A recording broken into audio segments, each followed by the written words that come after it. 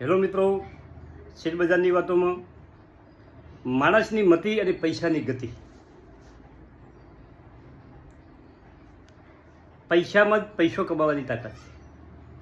તેને કામે લગાડવું એ ખરું આપણે. કઠોર પરિશ્રમનો કોઈ વિકલ્પ નથી. મિત્રો, પૈસા કમાવા અઘરા છે. પૈસા ક્યાંથી મળે છે? ધારો કે કોઈ બેંક છે, બેંક પાસે પોતાના પૈસા છે દાખલા તરીકે, પરંતુ એ શેર બહાર પાડે અને પૈસા એકઠા કરે. એકઠા કરી પૈસા અને એનું મેનેજમેન્ટ કરે. પૈસાની વાત સમજવી જોઈએ અને એ મેનેજમેન્ટના હિસાબે બેંક ધીમે ધીમે 1000 કરોડની 10,000 કરોડની બની જાય છે. એના મૂળમાં શું છે? એના મૂળમાં મેનેજમેન્ટ છે. તમારા પાસે ઓછા પૈસા હોય તો પણ તમે મેનેજમેન્ટ પૈસાને કામે લગાડી અને પૈસા મેળવી શકો છો. ઘણા પૈસા ભેગા થવાની રાહ જોઈ અને બેસી નહીં રહેવાનું. નાની નાની બચતમાંથી 5,000, 10,000, 20,000 ભેગા કરી અને એને કામે લગાડતા શીખી જવાનું. યુવાનો, આ મહત્ત્વની વાત છે. તેના મૂળમાં મેનેજમેન્ટ છે. તમારું મેનેજમેન્ટ સારું હોય છે તો તમે ઓછી આવકમાં તમારું ઘર ચલાવી શકશો અને પૈસા બચાવી શકશો.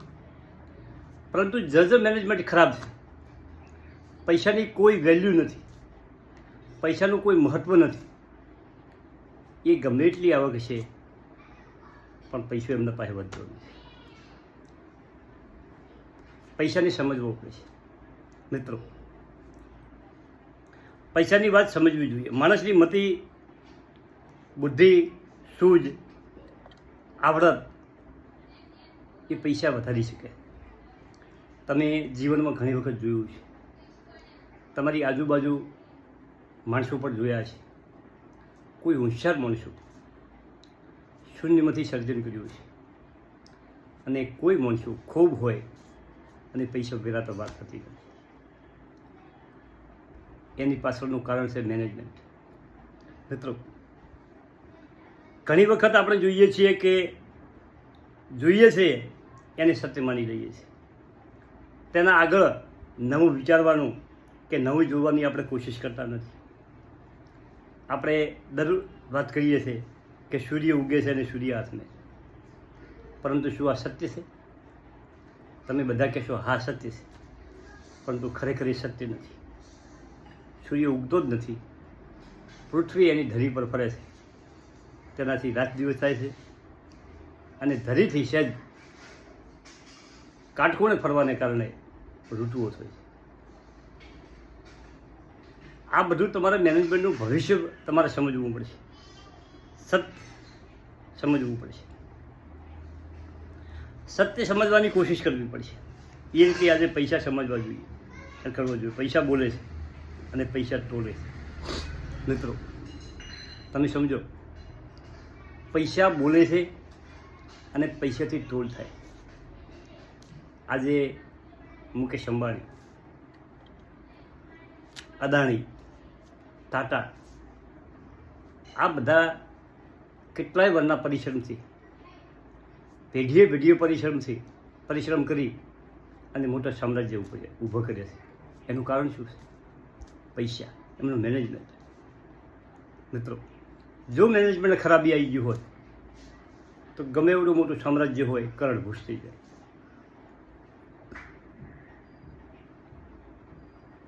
આ વાતો મગજમાં નાની ઉંમરે શીખવી પડે. મિત્રો, પૈસા બોલે છે અને જેની પાસે પૈસા છે એનો તોલ થાય. તમે જીવનમાં પણ જુઓ કે એક પૈસાદાર માણસ હોય એના શબ્દનું વજન પડે છે અને કોઈ લુખો માણસ હોય તો એના પૈસા, એના સારું બોલતો હોય છે પણ એનું વજન પડતું નથી. પૈસામાં તોલ છે. માણસ કેટલી કેપેસિટી છે તે પૈસાથી આજના સમયમાં ઓળખાય છે. મિત્રો, પૈસાનો ભાવ છે અને પૈસામાં પણ ભાવ છે. પૈસોથી તમે ધાર્મિક કાર્યો પણ કરી શકો છો, સામાજિક કાર્યો પણ કરી શકો છો અને પૈસાથી પૈસા કમાઈ શકો છો. પૈસા હશે તો બધું શક્ય છે. પૈસા ક્યાંથી કમાવા, કઈ રીતે કમાવા એ સમજવું પડશે. પૈસાનું મેનેજમેન્ટ કરવું પડશે. પૈસાને કામે પર લગાડવા પડશે. મિત્રો,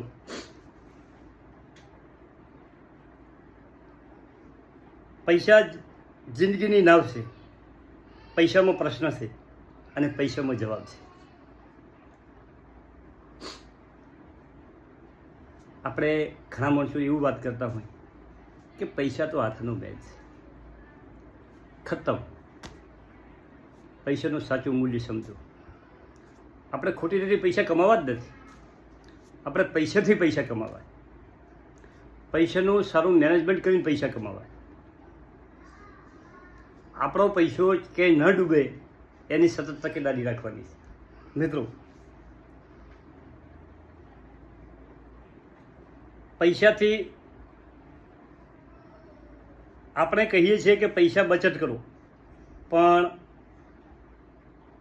બચત કરીએ તો બધા પ્રશ્નો આવે છે. બચત તો દરેક માણસો કરતા હોય છે,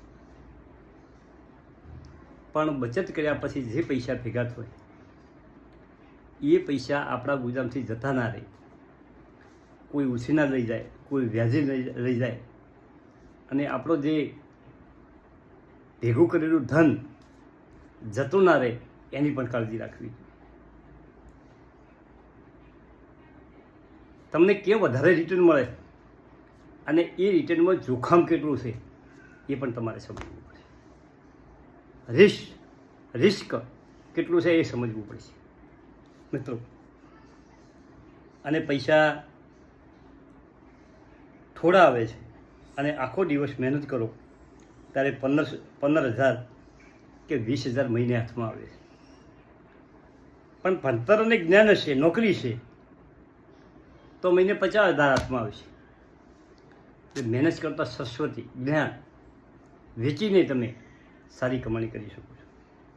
મિત્રો, જ્ઞાનમાં વધારે પૈસા છે, આ વાત સમજવી જોઈએ. આવડત, સ્કિલ, થોડુંક વ્યવહારિકપણું જ્ઞાન હોય તો એનાથી પણ વધારે પૈસા તમે કમાઈ શકો છો. થોડીક શરદી છે, તાવની પણ થોડીક અસર છે, હવામાનમાં વાયરસ જેવું છે.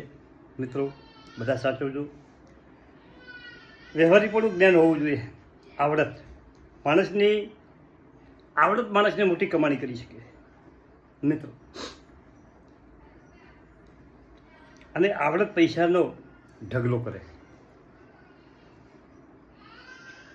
અને પૈસા અને સ્કિલ, આવડત હોય તો પૈસામાં વધારો કરે છે.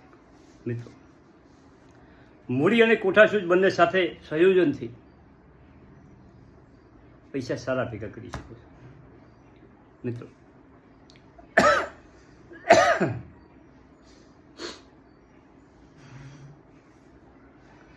આ રીતે મિત્રો જીવનમાં જે યુવાન માણસો છે એમને શીખવું પડશે.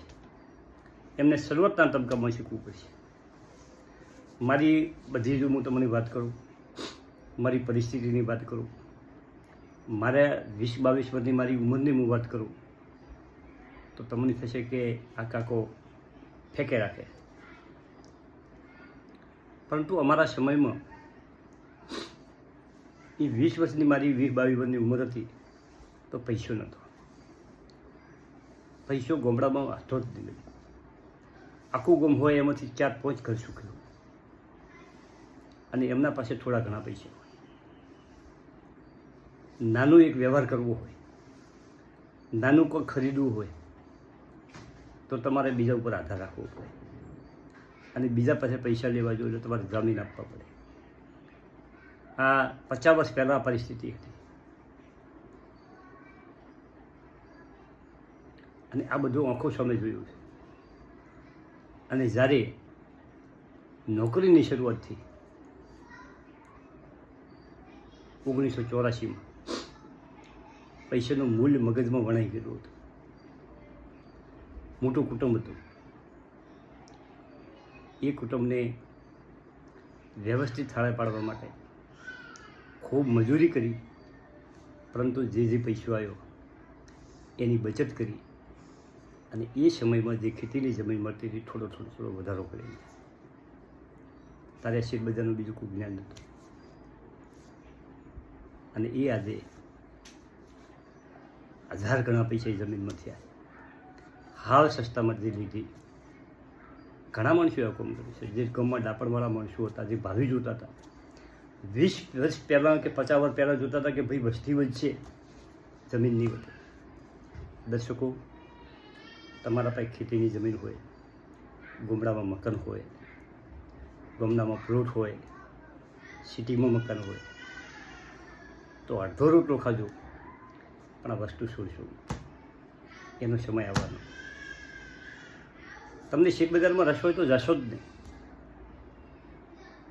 તમે એકલા જો મિલકત ખરીદી શકતા તો એકલા ખરીદજો. એકલા ન ખરીદી શકો તો 4-5ના પાર્ટનરમાં જજો. પણ એમાં ટાઇટલ ક્લિયર હતા કે ભાઈ આપણો 25 પૈસા ભાગશે, દસ્તાવેજમાં આપણું નામ હોવું જોઈએ. દુનિયા ક્ષેત્રવાળી પડી. બહુ એલર્ટ થઈને કામ કરવાનું. Thank you. આભાર. ખૂબ વિડીયો લોબો બની ગયો.